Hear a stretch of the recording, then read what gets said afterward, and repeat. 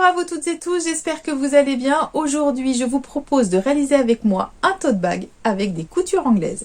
Les coutures anglaises permettent d'avoir des bords propres sans avoir besoin de rajouter une doublure et sans avoir besoin de surjeteuse. Un tote bag, c'est un sac trimballe-tout et vous allez voir, il est très facile à réaliser. Une fois réalisé, n'hésitez pas à partager vos créations sur les réseaux sociaux en taguant la mercerie d'Alinor. Pour réaliser ce tote bag, vous aurez besoin de 2 coupons de tissu de 40 sur 45 cm, de 2 morceaux de sangle d'une longueur de 65 ou 70 cm selon votre préférence, et de fils assortis à votre tissu. Concernant le matériel, vous aurez besoin d'une règle japonaise, d'un outil de marquage, moi j'ai choisi le feutre textile effaçable à l'eau, d'une paire de ciseaux, d'un coupe-fil, de quelques épingles ou de quelques pinces et bien évidemment d'un découpe-vide parce qu'on a le droit de se tromper. Vous aurez aussi besoin d'aller chercher à un moment donné votre fer à repasser. Pour démarrer notre tote bag, nous allons dans un premier temps nous occuper du haut du sac. Donc on va préparer l'ourlet qui sera en haut du sac. Pour cela, je vais utiliser la règle japonaise et je vais tracer un repère à 4 cm du haut du sac. Donc 4 cm c'est ici. Je place la ligne de 4 cm au bord. Et je vais tracer une ligne à 4 cm. Et replier le tissu de manière à ce que le bord se retrouve contre cette ligne. J'attache le tissu avec une pince.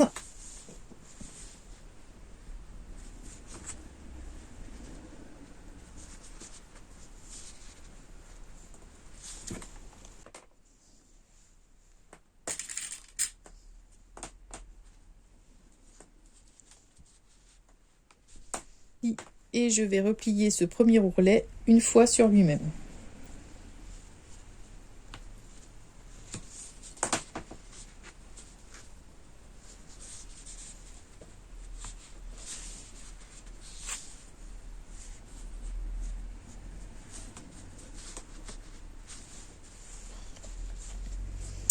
Et maintenant, je vais marquer au fer les plis de cet ourlet.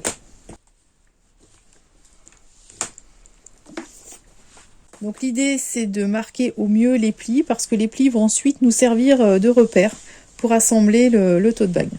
J'ai fini pour un côté et je fais exactement la même chose pour l'autre coupon de tissu. Alors maintenant, nos 2 coupons sont prêts. Donc là, on a le côté envers du tissu, c'est-à-dire que puisqu'on a l'ourlet ici, on va se retrouver en fait à la partie intérieure du sac. C'est pas dans les habitudes, mais pour faire les coutures anglaises, on va travailler envers contre envers. J'ai toujours du mal à le dire parce que c'est tellement pas naturel en fait. Mais on va bien travailler envers contre envers. Voilà, donc là on doit avoir les lignes ici, bien bord à bord. Je vais même mettre une petite épingle.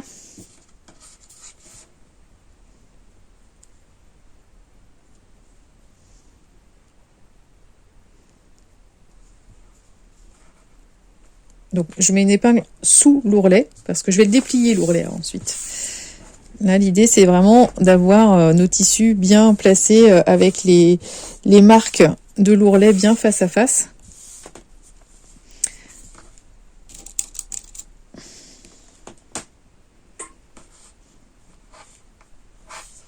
Donc, je peux placer quelques épingles à d'autres endroits, histoire de tenir le tissu.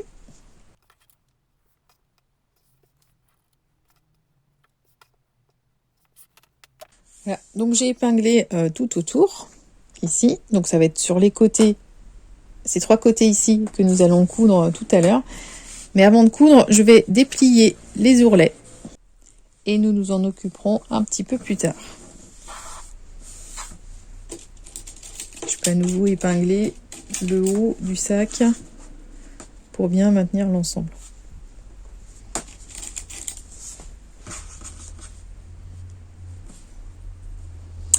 Et maintenant c'est parti sur la machine à coudre pour coudre les 3 côtés.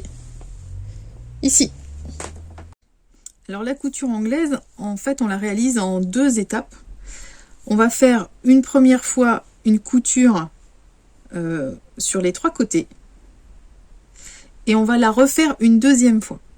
La première fois qu'on va faire la couture sur ces 3 côtés, on va faire cette couture à 8 mm du bord. Pour faire simple, avec ma machine, je pose le pied presseur le long du tissu et je place l'aiguille au milieu du pied presseur. Je réalise cette couture avec un point de 3 mm et j'ai choisi une aiguille de 90 parce que j'utilise un tissu qui est assez épais. Maintenant, c'est à vous de voir aussi avec vos machines et avec l'habitude que vous avez sur vos machines. On démarre cette couture avec un point d'arrêt et c'est parti.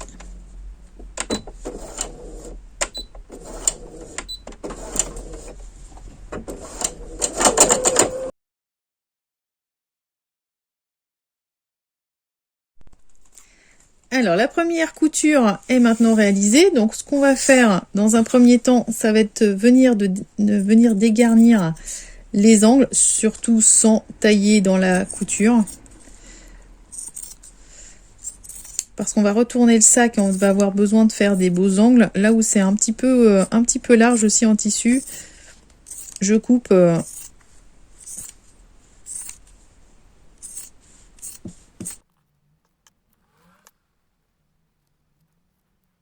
voilà, j'ai dégarni autant que possible les angles et les éventuelles surépaisseurs. Donc je vais retourner le sac.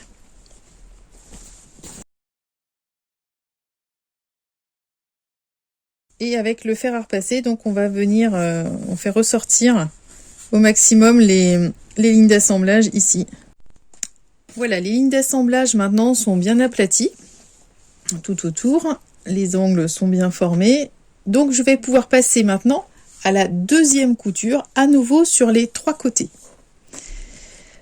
Donc pour aplatir les coutures, je vais retourner le sac. Donc là on va travailler, alors ça se voit pas avec le tissu que j'ai choisi, mais selon le tissu que vous avez choisi vous, là on va travailler endroit contre endroit. Malgré les apparences, là on travaille endroit contre endroit. Le but de cette deuxième couture qu'on va encore faire tout autour, ça va être d'emprisonner les bords à vif du tissu.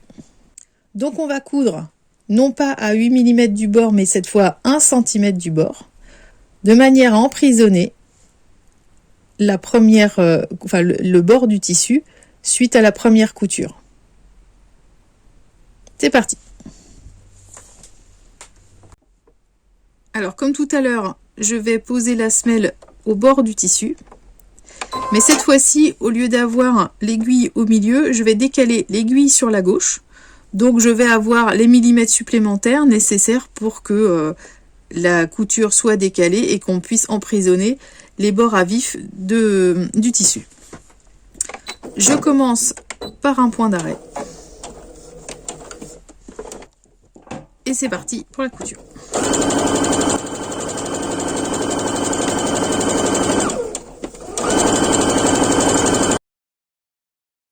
Quand j'arrive à 1 cm du bord, je laisse l'aiguille abaisser, je relève le pied de biche, je tourne, je rabaisse le pied de biche et je poursuis la couture. À nouveau, arrivé à 1 cm du bord, voilà, je tourne le tissu.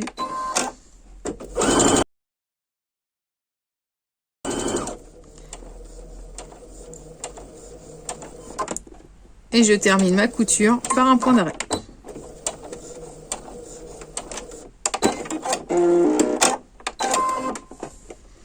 Et voilà, on se retrouve avec une finition impeccable à l'extérieur.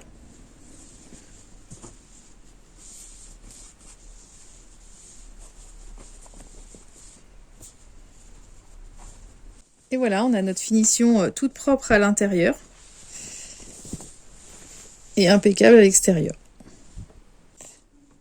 Maintenant, il va nous rester à terminer le haut du sac. Donc, je vais à nouveau le retourner, le remettre à l'envers. Et grâce au pli marqué tout à l'heure au fer à repasser, on va pouvoir reformer l'ourlet tout le long du sac.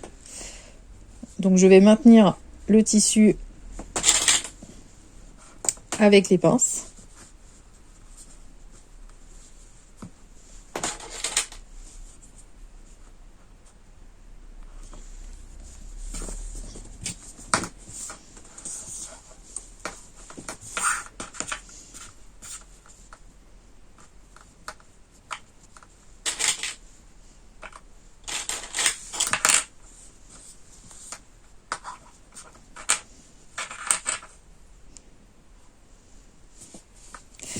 Sur les côtés du sac, ici, je vais aussi prendre soin de bien former l'ourlet et de le maintenir avec une pince. Parce qu'il y a la surépaisseur et il faut que ce soit bien placé pour la couture tout à l'heure. De l'autre côté également.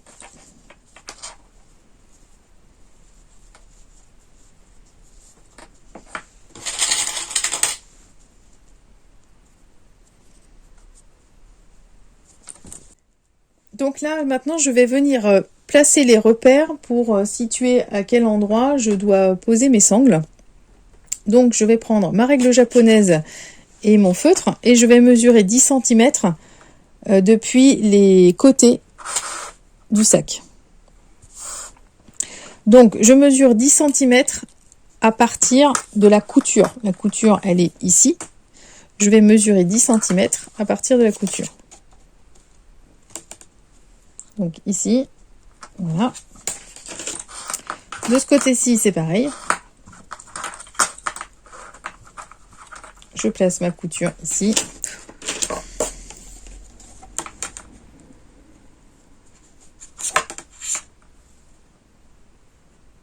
« 10 cm, c'est ici. Je retourne le sac, je fais la même chose de l'autre côté. Voilà, j'ai fait mes 4 repères, je ne sais pas si on les voit très très bien. Et je vais placer les sangles à l'extérieur, enfin du côté extérieur du sac. Je les mets donc je les place au fond de l'ourlet en fait. Je vais les maintenir avec une pince.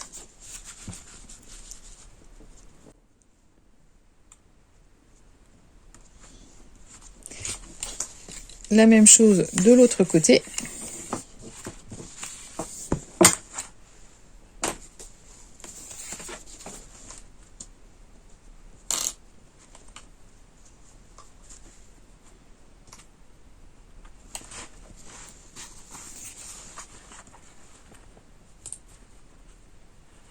Voilà, mes deux sangles sont bien placées et je vais retourner sur la machine à coudre pour coudre au plus près du bord ici et prendre en sandwich les sangles. Alors cette fois-ci pour coudre je vais retirer le bras puisqu'il est amovible sur ma machine. Donc si vous aussi vous avez un bras amovible, surtout n'hésitez pas à le retirer. Et je vais choisir un point d'une longueur 4 mm pour faire cette couture.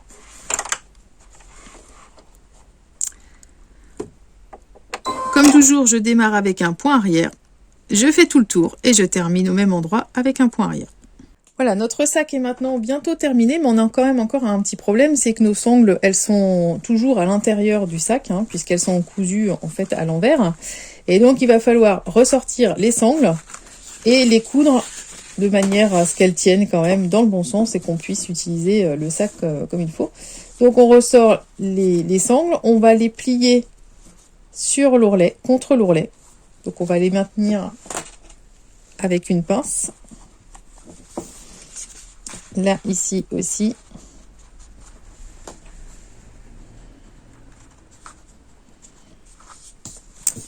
De l'autre côté, on fait la même chose.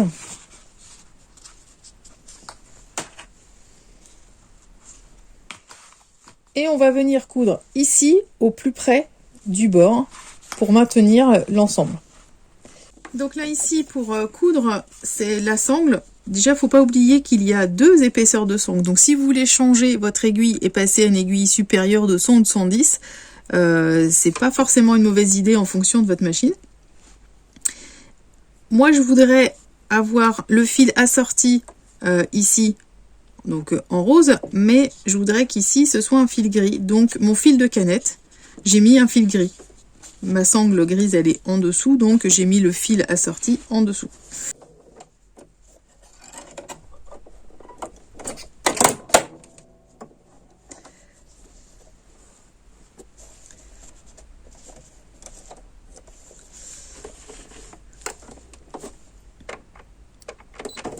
Cette fois, je choisis de coudre avec un point en 3 mm.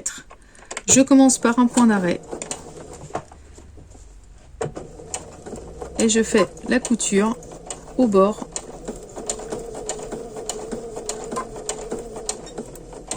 Donc le long de la sangle, et je termine avec un point d'arrêt.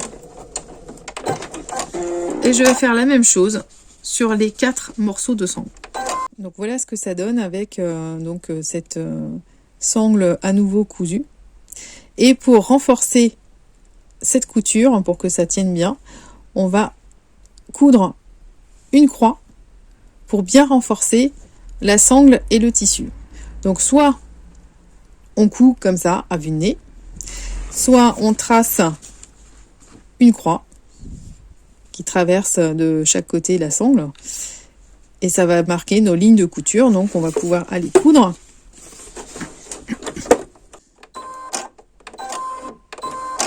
Donc toujours avec un point de 3 mm, on commence par un point d'arrêt.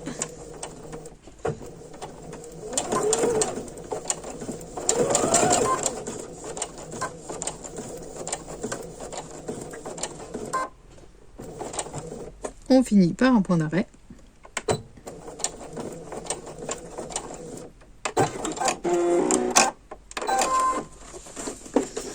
Et dans l'autre sens, on va également faire la même chose.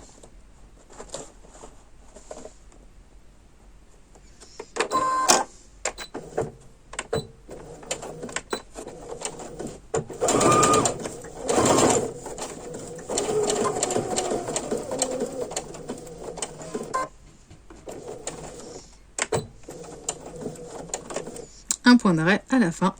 Et je vais faire la même chose sur les 4 ongles.